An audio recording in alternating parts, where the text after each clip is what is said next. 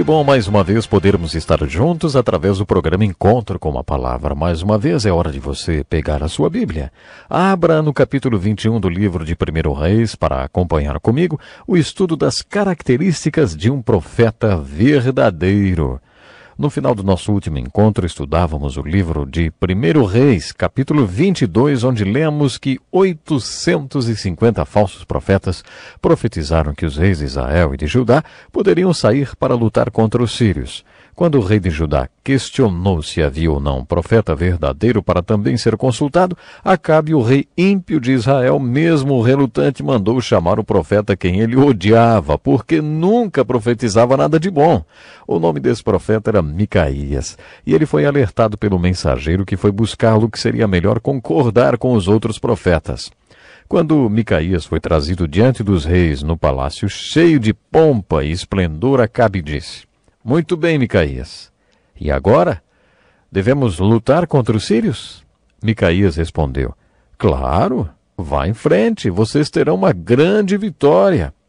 Acabe ficou chocado e perguntou: "Você está falando a palavra de Deus verdadeira, Micaías?" Micaías respondeu: "Se você quer saber de verdade, eu vi todo Israel espalhado pelos montes como ovelhas, sem pastor, e vi seu rei morto." Acabe disse: "Está vendo? Não falei. Ele nunca fala nada de bom, só coisa ruim." Então Acabe e Josafá decidiram levar os exércitos de Israel e Judá para atacar os sírios, conforme os falsos profetas tinham aconselhado, e não ouviram o profeta de Deus. Zedequias, aquele profeta dramático que tinha colocado chifres de ferro na cabeça, aproximou-se de Micaías e bateu-lhe no rosto. "Como você acha que o Espírito do Senhor poderia sair de mim para falar através de você?" Micaías deu-lhe uma bela resposta: "Você vai saber quando estiver se escondendo de quarto em quarto." Então Micaías fez uma grande pregação dizendo: "Ouçam a palavra do Senhor. Vi o Senhor assentado em seu trono com todo o exército dos céus à sua direita e à sua esquerda. E o Senhor disse: quem enganará Acabe, rei de Israel, para que ataque Ramote Gileade e morra lá?" E um sugeria uma coisa e outro sugeria outra, até que finalmente um espírito colocou-se diante do Senhor e disse: "Eu o enganarei." Disse o Senhor: "Você conseguirá enganá-lo. Vá e engane-o." Dá para entender porque Zedequias bateu na cara de Micaías. O que Micaías falou àqueles profetas foi realmente da parte de Deus. Acabe então emitiu esse decreto: "Lutem contra os assírios. Prendam Micaías e que ele fique a pão e água, até que voltemos." Micaías gritou: "Você não vai voltar. Se você voltar, o Senhor não falou por meu intermédio." Acabe e Josafá lideraram seus exércitos no ataque contra os sírios. Supomos que Micaías tenha morrido a pão e água naquela masmorra, porque essa é a última vez que seu nome é mencionado. No auge da batalha contra os assírios, a profecia de Micaías foi cumprida ao pé da letra. Os exércitos de Acabe e de Josafá foram espalhados pelos montes como ovelhas sem pastor. Um soldado sírio atirou uma flecha ao acaso. Havia um ponto vulnerável na armadura de Acabe, e essa flecha acabou atingindo-o. Acabe virou-se para seu escudeiro e disse: "Tire-me do combate, fui ferido." Isso também foi um cumprimento da profecia de Micaías. O rei foi morto e os exércitos foram espalhados. Observe o preço que Micaías pagou por falar em nome de Deus. Sem os milagres sobrenaturais de Deus, esses profetas não poderiam ter confrontado nenhum dos reis. Elias é o maior profeta do primeiro livro de Reis. No capítulo 18, ele vive um dos momentos em que sua luz mais brilhou. Ele estava tão cansado dos profetas iníquos de Acabe que desafiou todos eles a um duelo. Elias convocou todo o povo de Deus e todos os falsos profetas de Acabe, assim como Jezabel, para comparecerem no topo do Monte Carmelo, onde pregou um grande sermão. Elias desafiou os profetas de Baal diante de todo o povo de Deus. Ele disse: "Tragam 2 novilhos, escolham eles um, cortem-no em pedaços e o ponham sobre a lenha, mas não acendam fogo. Eu prepararei outro novilho e o colocarei sobre a lenha, e também não acenderei fogo nela." Então vocês invocarão o nome de seu Deus, e eu invocarei o nome do Senhor. O Deus que responder por meio de fogo, esse é Deus. Com todo o povo reunido no Monte Carmelo, os profetas de Baal, os profetas iníquos de Acabe começaram logo de manhã. Construíram seu altar e colocaram um sacrifício sobre ele. A seguir começaram a orar. Eles oraram com muito fervor. Depois começaram a se cortar e a se baterem como era costume deles. Elias ficou só olhando até que deu meio-dia.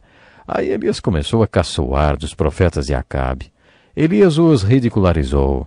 Ei, gritem mais alto, já que ele é um deus. Quem sabe ele está meditando, ou ocupado, ou talvez está viajando. Talvez ele esteja dormindo e precise ser despertado. Isso está registrado em 1 Reis, capítulo 18, verso 27. Eles oraram mais e mais, em transe, até a tarde. Finalmente desistiram. Então Elias cavou uma valeta ao redor do altar. Derramou jarros de água sobre o sacrifício até que a valeta ao redor do altar se enchesse de água. A seguir fez uma linda oração. Ó Senhor, Deus de Abraão, de Isaque e de Israel, que hoje fique conhecido que Tu és Deus em Israel, e que sou o Teu servo, e que fiz todas essas coisas por ordem Tua. Responde-me, para que este povo saiba que Tu, ó Senhor, és Deus, e que fazes o coração deles voltar para Ti. Então o fogo desceu do céu e queimou por completo todo o holocausto e evaporou toda a água da valeta. O povo de Deus caiu com o rosto em terra e gritou, o Senhor é Deus, o Senhor é Deus. Houve um grande reavivamento. O povo de Deus matou todos os 850 falsos profetas. Naquele dia, no Monte Carmelo, a luz de Elias brilhou intensamente.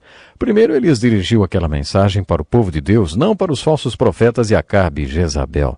Naquele dia, Elias começou sua milagrosa mensagem com essas palavras. Até quando vocês vão oscilar de um lado para o outro? Nós já estudamos esse conceito. Um homem de mente dividida é instável em tudo que faz. Esquizofrenia espiritual era o problema que Elias enfrentou naqueles dias. Todo pastor enfrenta esse mesmo problema hoje. Não são necessariamente os que não creem que são esquizofrênicos espirituais. Quando os cristãos não vivem conforme o que acreditam, então estão com a mente dividida. O povo de Deus tinha conflitos. Elias chamou isso de oscilar de um lado para o outro. Elias perguntou, inclusive, até quando vocês vão oscilar de um lado para o outro? Até quando ficarão em cima do muro? O Elias que conhecemos em 1 Reis capítulo 18 é bem diferente do Elias de 1 Reis 19. Acabe era casado com uma mulher chamada Jezabel. Os dois foram pessoas ímpias. Os falsos profetas eram os profetas de Jezabel. Um dia depois da morte de todos os profetas, Jezabel mandou uma mensagem para Elias dizendo: quero que os deuses me castiguem com todo rigor se amanhã, a esta hora, eu não fizer com a sua vida o que você fez com a deles. Quando Elias leu a mensagem, fugiu para o deserto e, exausto, sentou-se debaixo de uma árvore chamada junípero. Ele orou pedindo a morte.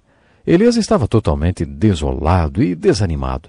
Dá para imaginar? No capítulo 18, Elias teve uma vitória grandiosa.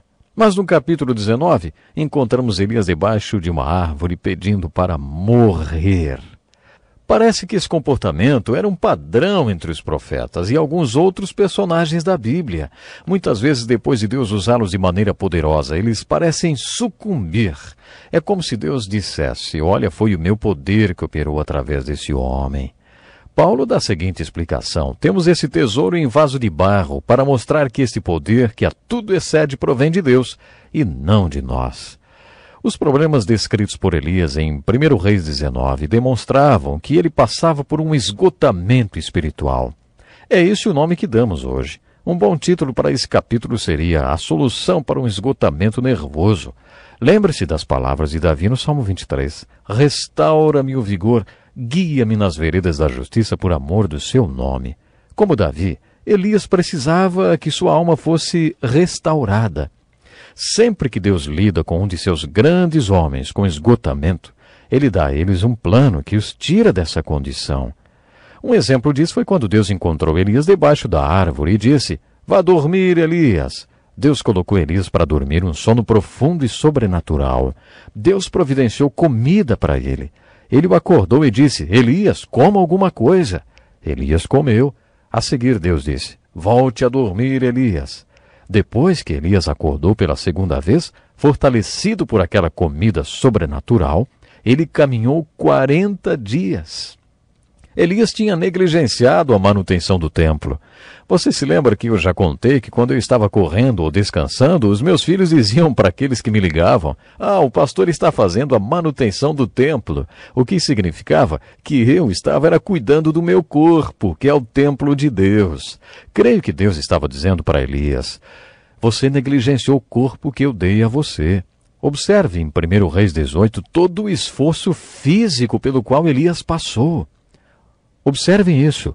Ele cavou aquela valeta ao redor do altar. Depois ele correu mais ou menos 27 quilômetros na frente da carruagem de Acabe. 27 quilômetros. Isso é quase uma maratona. Não é de se espantar que ele estivesse fisicamente exausto? Os caminhos de justiça que restauraram a alma de Elias foram práticos. Deus disse: olha, você é um ser físico. Precisa dormir e comer. Dizemos que Jesus satisfaz todas as nossas necessidades, mas isso não significa que não tenhamos que comer e dormir.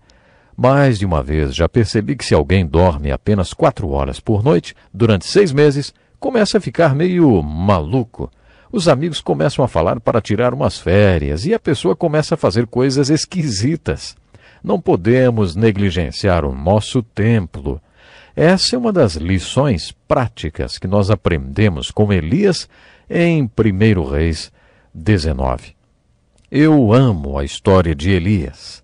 Deus aproxima-se dele no meio de seu esgotamento e faz uma pergunta muito bonita. Em Gênesis 3, a pergunta de Deus foi: onde está você? Em 1 Reis 19, a primeira coisa que Deus perguntou foi: o que você está fazendo aqui, Elias? Deus já fez essa pergunta para você? Eu não sei como você está espiritualmente. Pode ser que através dessa história de Elias, Deus esteja perguntando a você: o que você está fazendo aqui? Em outras palavras, você está realmente onde deveria estar? Que pena, o nosso tempo já acabou. No nosso próximo encontro com a palavra, vamos estar estudando um pouco mais dos livros histórico-literários. Não perca, então. Até lá. Este é um estudo escrito pelo Dr. Dick Woodward, na voz do pastor Edson Bruno.